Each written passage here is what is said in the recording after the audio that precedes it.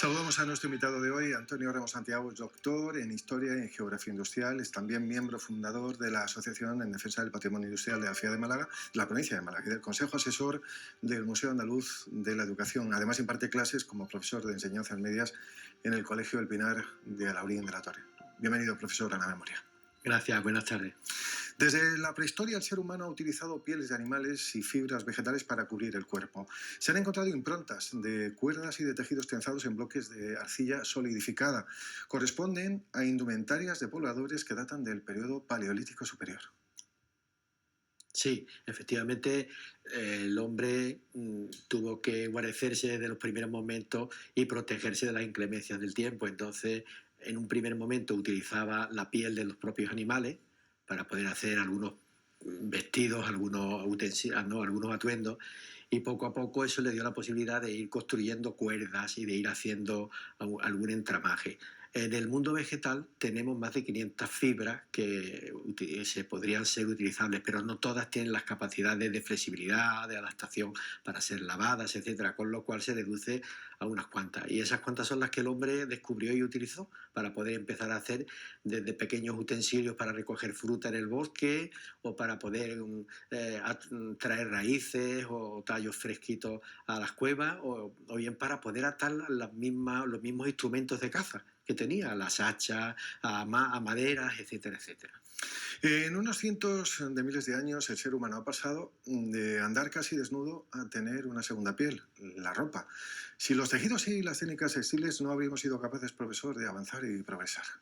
Sí, pero curiosamente la ropa ha sido uno de los hándicaps más importantes de la historia de la humanidad, porque se trataba no solamente de vestirse, sino de protegerse. La ropa ha sido una distinción a nivel social de clases dominantes y dominadas, y la ropa ha sido un elemento que dentro de los procesos ya actuales de la química ha revolucionado el concepto de colores, de tejidos. Hoy día, por ejemplo, tenemos toda la industria química relacionada con el tejido, que es un desarrollo impresionante, ¿no? Todo el tejido artificial. La palabra textil proviene del latín texere, que significa tejer, tenezar o construir. Desde la antigüedad los tejidos se han utilizado como ropa para cubrir el cuerpo y para protegerlo, también para almacenar y proteger objetos y para aislar y decorar espacios y superficies.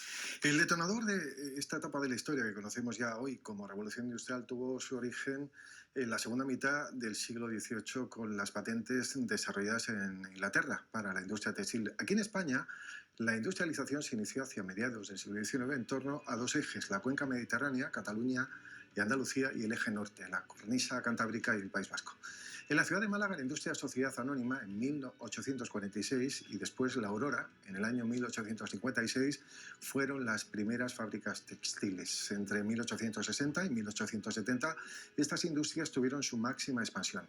Luego la Guerra de Cuba de 1898 provocó la crisis casi definitiva del sector textil al perder el mercado de ultramar y también por la competencia de las telas catalanas. Más contemporánea es Intelorce, hoy ya solo un recuerdo de la Málaga fabril de finales de los años 50 del siglo pasado. Andalucía tuvo durante aquellos años un notable desarrollo textil en la lana, la seda y el algodón, hasta la década de 1870. Comienza entonces, profesor, un declive del tejido industrial en Andalucía y su sistema financiero que conduce hasta casi su extinción a finales del siglo XIX y primeros años del siglo XX. Málaga se incorpora a la revolución industrial a principios del siglo XIX, con la instalación de los altos hornos. Y precisamente Manuel Agustín Heredia, el que monta los altos hornos en Málaga en 1832, en un invernadero, en una zona de aclimatación de plantas tropicales que tiene detrás de su fábrica, que es donde hoy estaría el Parque del Oeste, es donde él monta también una industria textil. Y al siguiente año se la traslada a Martín Lario. Martín Lario forma parte de la aristocracia económica y financiera de la ciudad y coge las riendas de la fábrica, pero la fábrica está adaptada a la más moderna tecnología de Inglaterra. Viendo esta dinámica económica del sector, 10 años más tarde, en 1856, Carlos Lario, un sobrino, monta la Aurora con las mismas tecnologías, pero la fábrica es más pequeña. Entonces tienen años de bonanza, desde los años 50 hasta los 70, efectivamente están rivalizando con la España industrial de Barcelona. Pues ellos son la industria malagueña Sociedad Anónima, es la segunda sociedad anónima que se crea en España. Y precisamente en los años 50, y debido a esa trayectoria textil, sobre todo femenina, porque el sector textil que siempre ha sido un sector femenino, es cuando en 1957 el Instituto Nacional de Industria, el INI, decide instalar una industria textil en Málaga y se monta Hilatura, ¿no? y Temasa.